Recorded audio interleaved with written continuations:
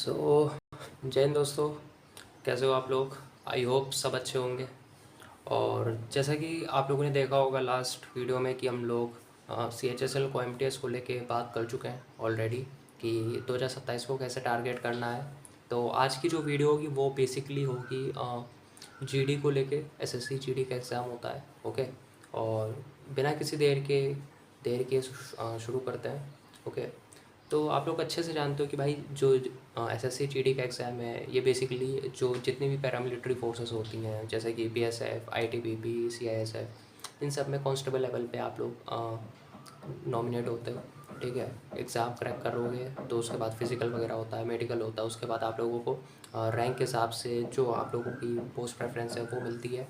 और बस यही होता है पूरा प्रोसीजर। और बाकी जो भी एग्ज़ाम प्रोसेस वगैरह अगर आप लोगों को जानना है तो आप लोग टीचरों की वीडियोस देख सकते हो, ठीक है। तो आज की वीडियो हम लोग बात करेंगे इस वाले GD को छोड़ के अगले वाले GD को लेके, ठीक है। और ये मत सोचो कि भाई कि क्या बात कर रहा है कि इस साल का क्या होगा ये वो। भाई देखो, इस साल की वीडियो मैं स्पेशली लाऊंगा, ठीक है। बट अभी क्या होता है ना कि मैंने एक चीज़ नोटिस किया है क्योंकि मेरे साथ हुआ है ये चीज़ कि अगर जो लोग भटक रहे हैं, जिनको कुछ नहीं समझ में आ रहा कि कैसे क्या करना है, और उन लोगों को अगर राइट टाइम पे अगर गाइडेंस दे दो ना तो उनके लिए काफ़ी बेनिफिशियल हो जाता है। इस वजह से ही मैं सारे जितने भी CGL, CHSL, MTS इन सब के रिगार्डिंग मैं वीडियो लेकर आ रहा हूँ ताकि कोई भी भटके ना, ठीक है।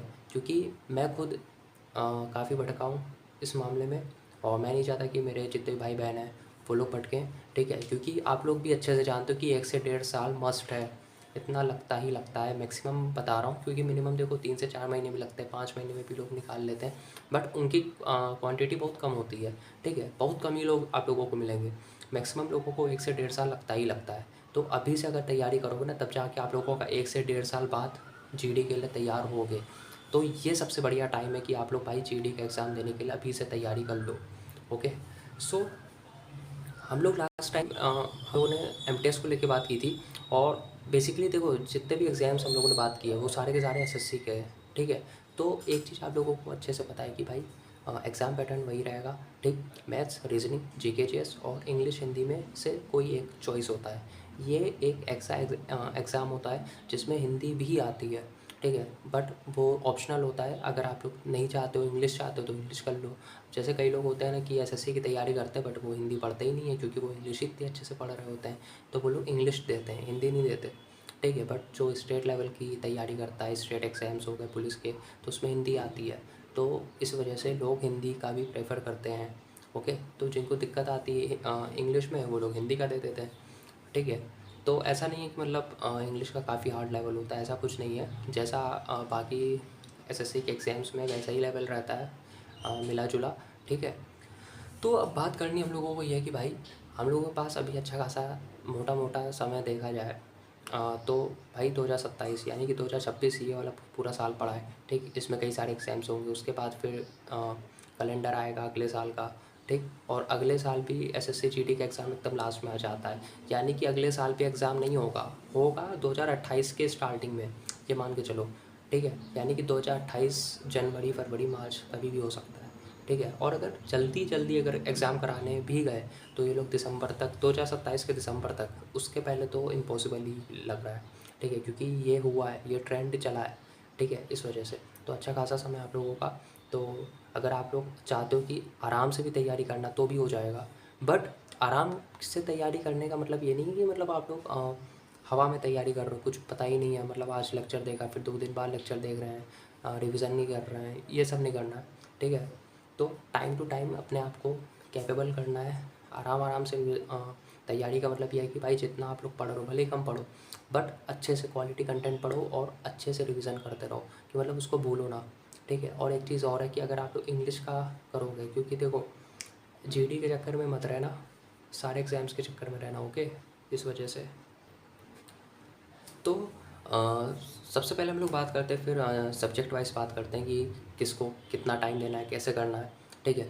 तो सबसे पहले बात करते हैं हम लोग मैथ्स को लेके, क्योंकि भाई मैथ्स सबसे भयंकर सब्जेक्ट मेरे को तो लगता है भाई, स्पेशली क्योंकि मैं बुक्स से लगा रहा हूँ। क्योंकि भाई क्या होता है ना, टीचरों से पढ़ लो तो भाई इतना मतलब मोटिवेशन फील आता है कि भाई आज तो मैंने ये पढ़ लिया, आज तो मैंने परसेंटेज कर लिया ये वो।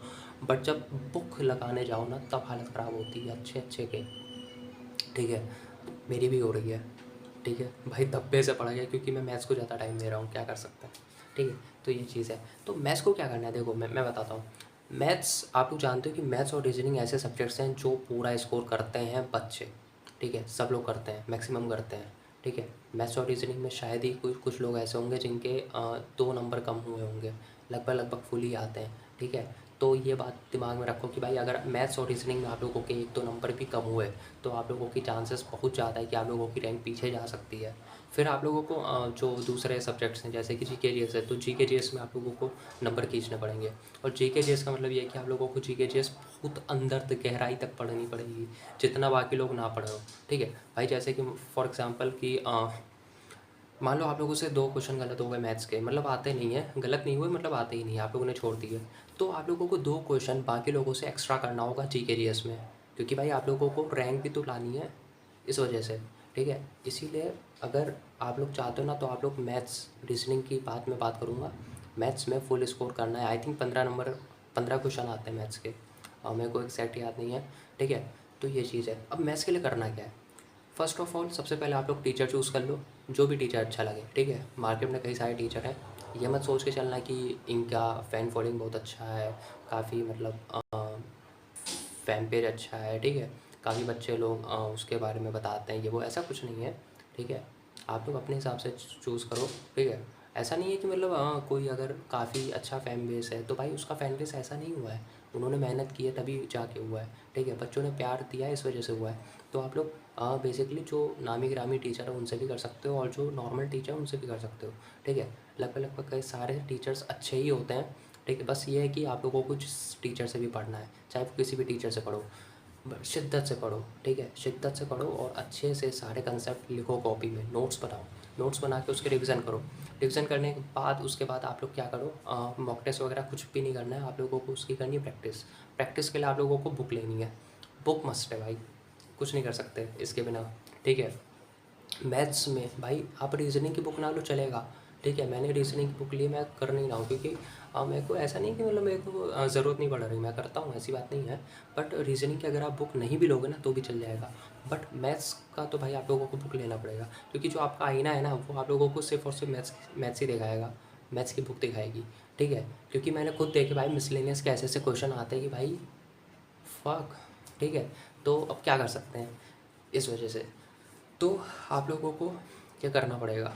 ठीक है, तो मैथ्स में सबसे पहले आप लोग टीचर एक चूज़ कर लो, आप लोग अपना बेस स्ट्रॉन्ग करो। उसके बाद, और मैं एक चीज़ और बताना चाहता हूँ, बैच के पीछे मत भागो, यूट्यूब पे बहुत कंटेंट पड़ा है, बहुत ज़्यादा, हद से ज़्यादा। तो आप लोग किसी का भी उठाओ, प्लेलिस्ट उठाओ। ठीक है, मैं तो कह रहा हूँ कि जैसे परसेंटेज चैप्टर 2-3 टीचरों से पढ़ के देखो, जिनसे आप लोगों को अच्छा लग रहा है, जिनसे आप लोगों का माइंड सेट हो रहा है, आप लोगों को मतलब एंटरटेन करना है टीचर, आप लोगों को एंटरटेनिंग लग रही है क्लास, बोरियत सी ना लग रही हो, आप उन टीचर के पास जाओ, उन टीचर से पढ़ो और बस। और ऐसा भी नहीं कि भाई उन टीचर से आप लोग अर्थमेटिक भी पढ़ रहे हो, एडवांस भी पढ़ रहे हो, पूरा नहीं, ऐसा नहीं है। देखो, अगर आप लोग जैसे मान लो शुरुआत के कुछ चैप्टर्स पढ़ते हो और आप लोगों को अच्छा लग रहा है और सब कुछ समझ में आ रहा है तो आप शिफ्ट मत करो। बट अगर जहाँ पर आप लोगों को ऐसा डाउट हो रहा है कि यार ये थोड़ा सा कम पढ़ा रहे हैं, इनके क्वेश्चंस में से हो नहीं पा रही है वो, तो आप लोग शिफ्ट कर सकते हो वो चैप्टर, उस चैप्टर को आप लोग दूसरे टीचर से पढ़ सकते हो। ठीक है, बट कोशिश करना कि भाई अर्थमेटिक अगर जिससे पढ़ रहे हो तो पूरा अर्थमेटिक उसी से पढ़ना, क्योंकि अर्थमेटिक में जैसे परसेंटेज, प्रॉफिट लॉस, ये सब के जो ट्रिक्स होते हैं ना वो लगभग बेसिकली मैक्सिमम चैप्टर्स में लगते हैं। और मैक्सिमम चैप्टर्स में वो जो टीचर होंगे ना जिनसे आप लोगों ने अर्थमेटिक स्टार्टिंग से पढ़ी होगी, वो लोग अपने हिसाब से ट्रिक बताएंगे। तो इस वजह से ही मैं ये रिकमेंड करूँगा कि भाई अर्थमेटिक आप लोग किसी और से पढ़ सकते हो, और एडवांस आप लोग किसी और टीचर से पढ़ सकते हो, ये चलेगा। बट अर्थमेटिक कोशिश करना कि एक ही टीचर से पढ़ना पूरी। ठीक है, क्योंकि एडवांस में क्या होता है ना कि एडवांस में आप लोग कहीं से भी पढ़ सकते हो, आप लोग ट्रिग्नोमेट्री से भी शुरू कर सकते हो, हाइट कोऑर्डिनेट ज्योमेट्री से भी शुरू कर सकते हो, मेंसुरेशन से भी शुरू कर सकते हो। ठीक है, उसमें इतना वो सीक्वेंस नहीं चलता है, बट अर्थमेटिक में सीक्वेंस चलता है। ठीक है, और सीक्वेंस के साथ साथ ट्रिक्स और शॉर्ट अप्रोचेस चलते हैं, हर टीचर के अलग अलग होते हैं। इस वजह से ऐसा भी नहीं कि मतलब आप लोग ले नहीं सकते हो, ले सकते हो, क्योंकि क्या होता है ना कि मतलब एक टाइम के बाद क्या होगा ना, आप लोगों का बेस अच्छे से हो जाएगा, ठीक है। आप लोगों को ये समझ में आ जाएगा कि अच्छा, फिर क्या होगा ना कि कोई भी टीचर होगा जो अपनी ट्रिक बताएगा, तो आप लोगों को कहीं ना कहीं से वो चीज़ आप लोगों के दिमाग में समझ में आ जाएगी कि अच्छा ये टीचर ये वाली ट्रिक लगा रहे हैं, तो मेरे को समझ में आ गया कि ये क्या कर रहा है, ठीक है। क्योंकि जब स्टार्टिंग में आप लोग टीचर्स चेंज करोगे, ट्रिक्स देखोगे, तो आप लोगों को कुछ भी समझ में नहीं आएगा, क्योंकि आप लोगों का बेस अच्छा नहीं है। इस वजह से सबसे पहले एक टीचर से अपना बेस क्लियर करो अच्छे से, ओके। उसके बाद क्या करो कि आप लोग चाहो क्या, मतलब करना ही है, आप लोग चाहो तो वो जो टीचर्स होते हैं, जैसे कि मान लो आपने गगन सर या आदित्य सर से पढ़ा, ठीक, उनकी खुद की एसएससी मैथ्स की बुक आती है, एसएससी हो गई, रेलवे मैथ्स हो गई, ठीक है। आप लोग उनकी उन टीचर्स की भी बुक्स ले सकते हो, ओके। अच्छी खासी और कम अमाउंट में मिल जाती है, ठीक। उसको लगाओ, या फिर आप लोग किरण पेनेकल जो चलती रहती है, वो काफ़ी टाइम से चलती आ रही है, वो भी आप लोग ले सकते हो, ठीक है। बट मैं रिकमेंड करूँगा कि भाई किरण पिनेकल का नहीं पता, बट किरण बुक बहुत मोटी होती है, बहुत हज़ारों क्वेश्चन होते हैं, 10,000 क्वेश्चन, जो कि बेकार ही है भाई, बहुत बोर हो जाओगे, ठीक है। क्योंकि इतनी मोटी बुक है भाई। मैं यहाँ पर अमीनाबाद में काफ़ी बाज़ार लगता है इसका, तो वहाँ पर मैंने किरण की बुक्स देखी हैं भाई, इतनी भयंकर भयंकर, इतनी मोटी मोटी बुक हैं भाई, मेरा हाथ भी नहीं आ पा रहा है, ठीक है। तो भाई वही चीज़ है कि भाई देखो, हम लोगों को पीवाईक्यू को मतलब ये नहीं कि पीवाईक्यू कुछ भी लगा रहे हैं, 10 साल पहले के लगा रहे हैं, नहीं, 3-4 साल पहले के लगाओ, 5 साल तक लगाओ, बस 2021 से लगाओ, ठीक है। और जो क्वेश्चंस काफ़ी मेहनत करने के बाद भी नहीं बन रहे तो छोड़ दो, ठीक है। वो अगर आप प्रैक्टिस करोगे या मॉक टेस्ट लगाओगे तो उसमें कहीं ना कहीं रिपीट हो जाएगा और वहाँ पर समझ में आ ही जाएगा, ठीक है।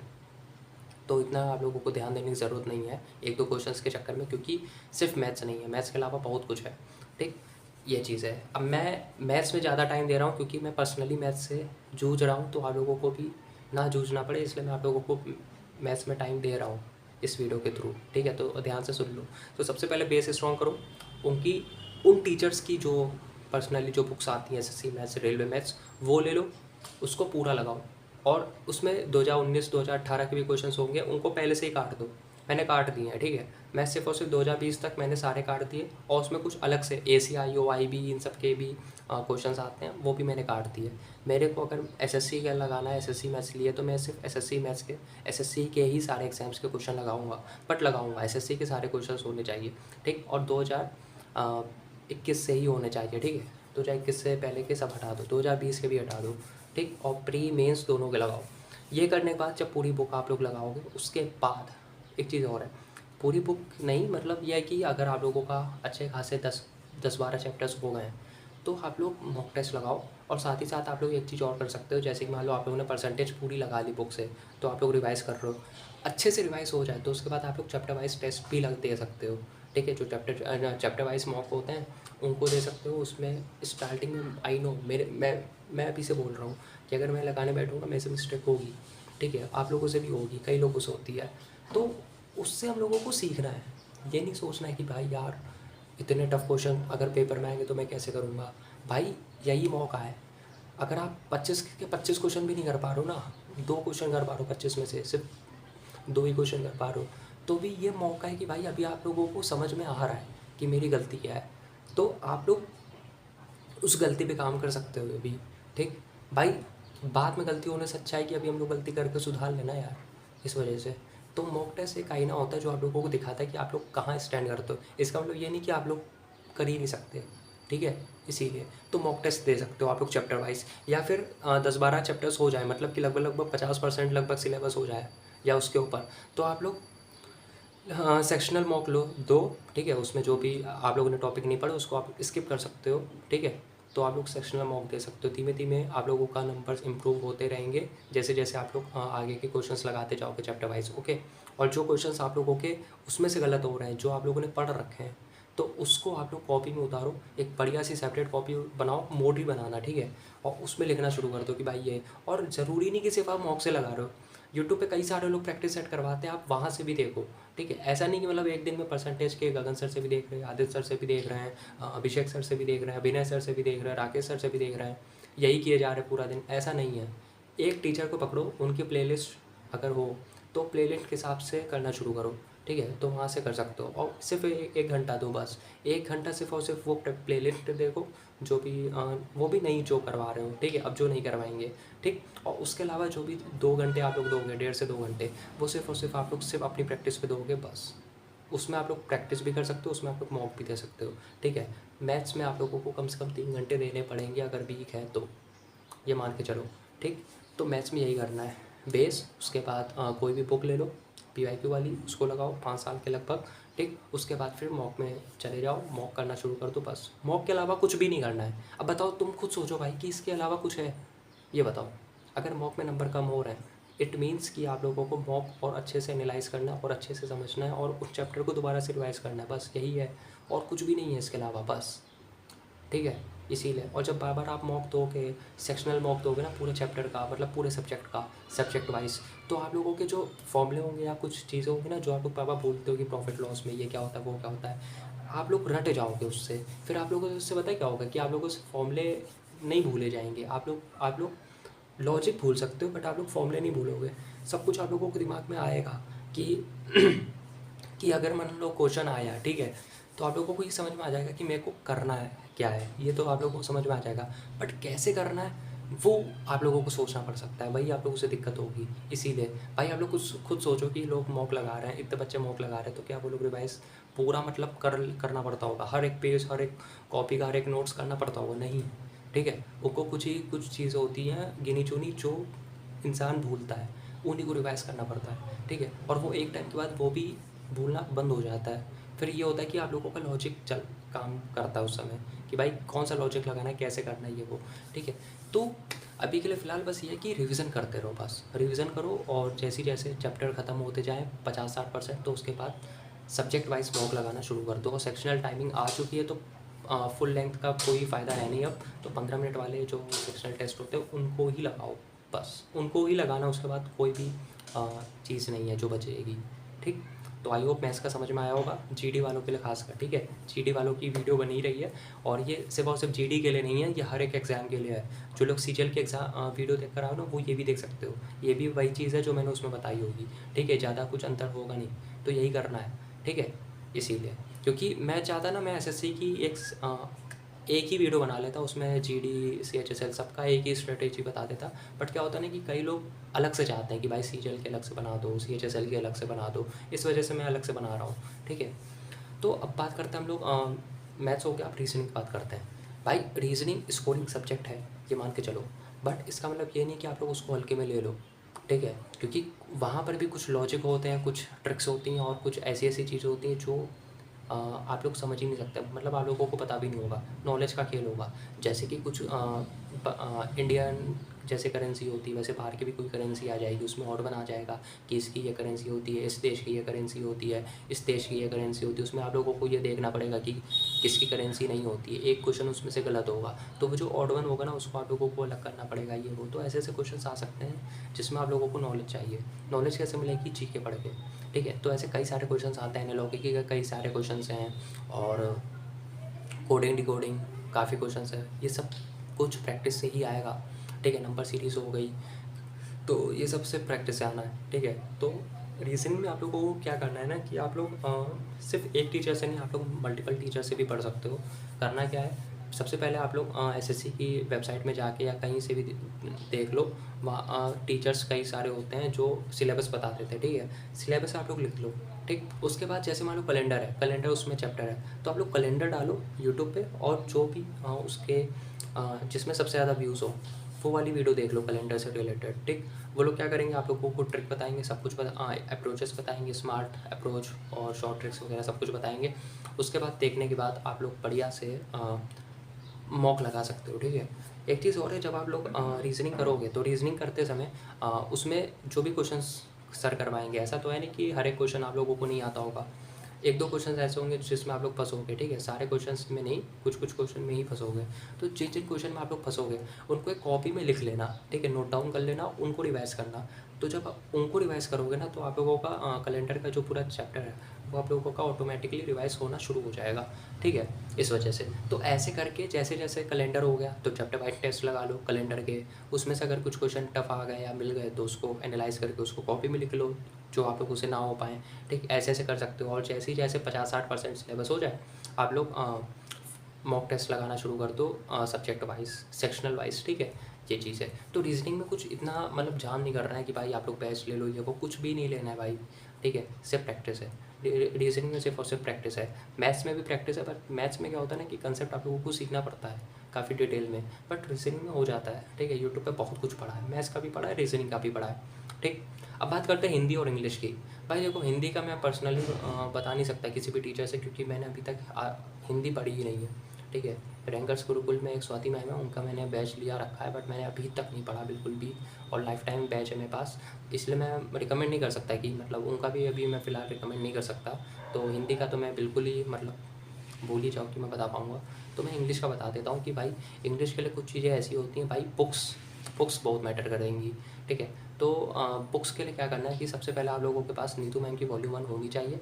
वॉल्यूम 2 नहीं भी है तो फ़र्क नहीं पड़ता है, क्योंकि मेरे को भी नहीं पता वॉल्यूम 2 के बारे में।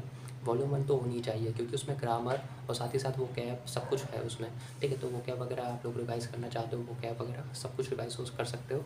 और सबसे मेन चीज़ है कि उसमें ग्रामर है, तो ग्रामर के सारे कंसेप्ट, सारे रूल्स उसमें लिखे हुए हैं। ठीक, वो वॉल्यूम 1 इनफ है। ठीक, वो कर लो, डेट्स इट। ओके, और साथ ही साथ आप लोगों के पास एक ब्लैक बुक होनी चाहिए। ब्लैक बुक आप लोग जानते ही हो कैब के लिए, तो ये 2 बुकें होनी चाहिए। ब्लैक बुक आप लोगों को रेगुलर पढ़नी है, एक एक पेज रेगुलर पढ़ना है, क्योंकि बहुत समय आप लोगों के पास 1 साल से ऊपर है, तो ऐसा नहीं है कि मतलब आज पढ़ लिया तो 2 दिन पढ़ा ही नहीं, ऐसा नहीं है। आप लोगों को डेली पढ़ना है, जब तक एग्ज़ाम ना हो जाए तब तक पढ़ते रहना है। भाई अगर आप जीडी का तैयार करते रहोगे तो आप लोगों का एमटीएस का भी होगा तैयार। एमटीएस भी 10th लेवल का होता है। ठीक, तो आप लोग जब जीडी की तैयारी करोगे तो बीच में एमटीएस का फॉर्म आएगा, तो आप एमटीएस भी पढ़ सकते हो। ठीक, इस वजह से तो ये मत सोचो कि जीडी है तो जीडी के हिसाब से करेंगे, नहीं। ठीक है, तो आप लोगों को जब तक आप लोगों का सिलेक्शन नहीं हो जाता तब तक आप लोगों को ब्लैक बुक पढ़नी ही पड़ेगी। ऐसा हो सकता है कि मान लो कभी आप लोगों का मन नहीं किया, आई नो, तो आप लोगों को करना क्या है कि जैसे मान लो आज मेरा मन नहीं कर रहा, तो मैं आज नए वोकैब नहीं पढ़ूँगा। ठीक, पुराने वाले जो वोकैब होते हैं, भले ही मैं 5 मिनट 10 मिनट लूँगा, पुराने वाले वोकैब भी जो मेरे को दिखाई दे जाए मैं उनको रीड कर लूँगा। ठीक है, तो मैं ये कर सकता हूँ। ओके, बट करना ज़रूर है, आप लोगों को देखना पड़ेगा यार बुक्स, ये याद रखो। पेज आप लोगों को देखना ही पड़ेगा, वरना क्या होगा ना कि आप लोग भूल जाओगे बिल्कुल। ये नहीं करना है, क्योंकि वोकैब बहुत सारी वोकैब्स होती हैं, हज़ारों वोकैब्स हैं।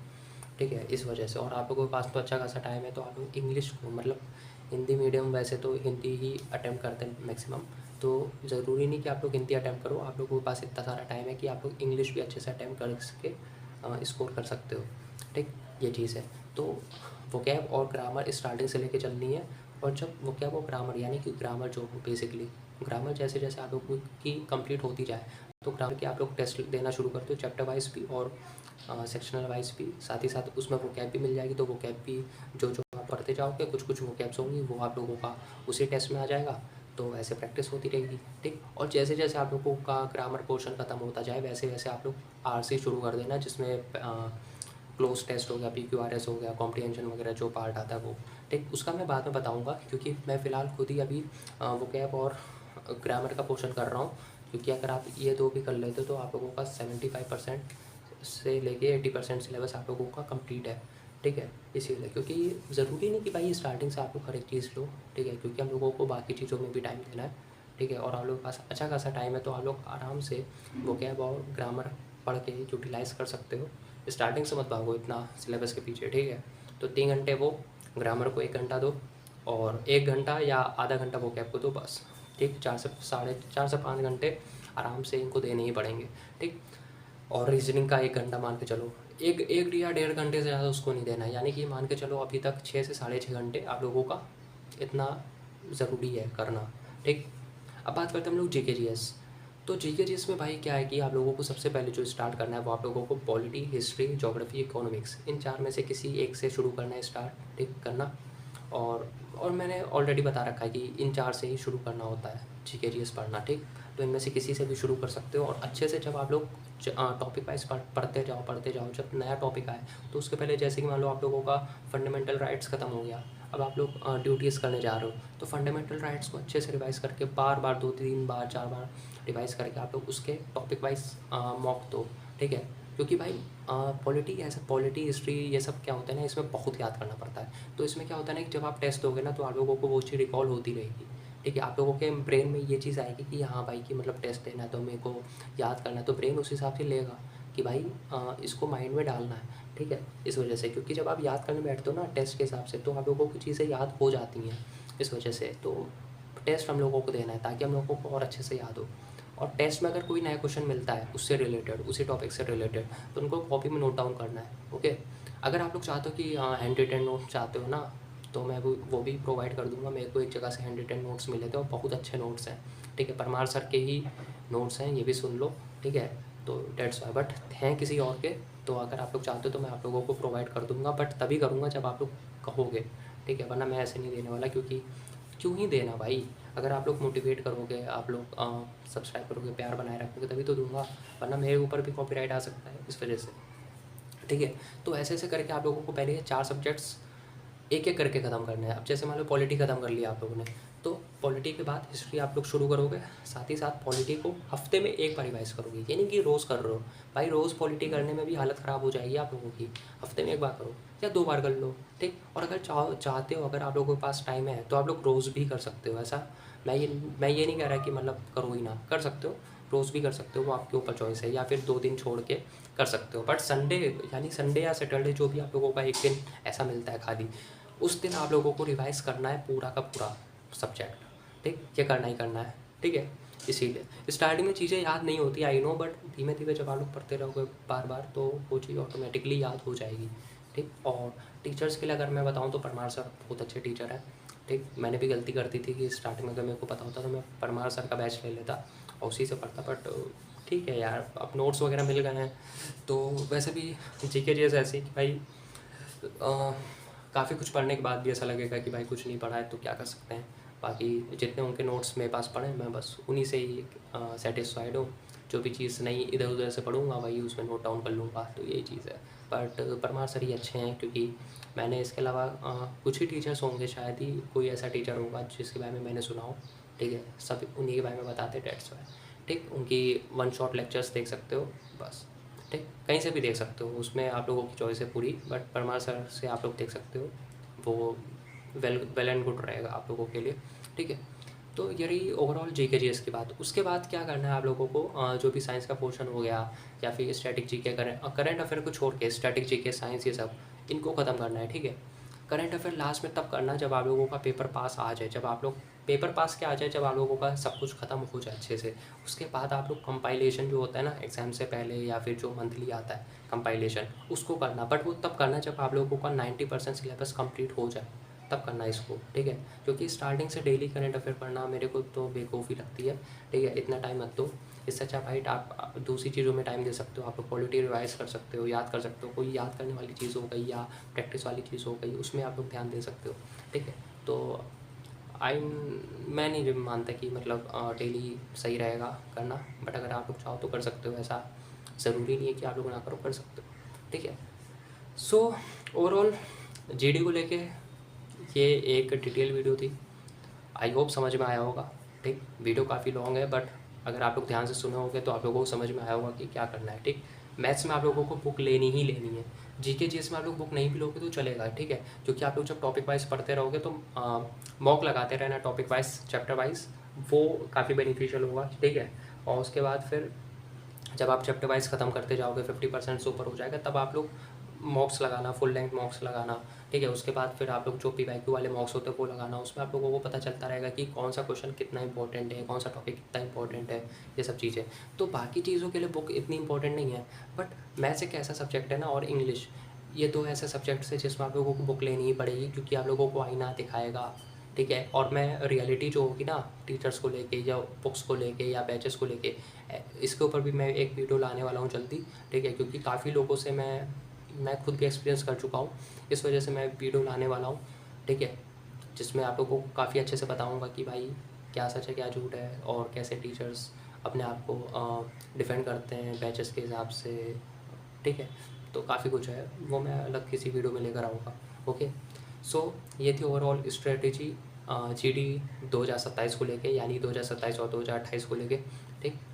अगर कोई सवाल है तो आप लोग नीचे कमेंट कर सकते हो, ठीक, उसका भी मैं जवाब दूंगा। और उसके बाद भी अगर आप लोगों को पर्सनली कुछ पूछना है तो मेरे से इंस्टाग्राम पे भी पूछ सकते हो, टेलीग्राम पे भी जुड़ जाओ, सारे नोटिफिकेशंस वहीं पर मिलते हैं, ठीक। व्हाट्सएप पे भी जुड़ सकते हो, क्योंकि वहाँ पर भी सबसे पहले नोटिफिकेशन आता है, ठीक, इस वजह से।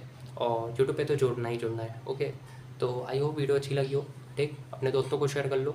और आगे आने वाली कई सारी वीडियोस ऐसी हैं जो काफ़ी इंफॉर्मेटिव हैं, ठीक। और सॉरी कि मतलब 2-3 दिन वीडियो नहीं आई थी, उसके लिए दिल से माफ़ी चाहूँगा, क्योंकि मैं अभी बीच में कानपुर चला गया था बिकॉज पूजा वगैरह कुछ थी इस वजह से। तो अब वीडियो कंटिन्यू आएगी, ठीक है। तो बस यही था। तो आई होप वीडियो अच्छी लगी हो। चैनल को सब्सक्राइब कर लेना, फॉलो कर लेना हर जगह जितना भी बताया हो। मिलते हैं नेक्स्ट वीडियो में, तब तक के लिए टेक केयर, बाय बाय, जय हिंद।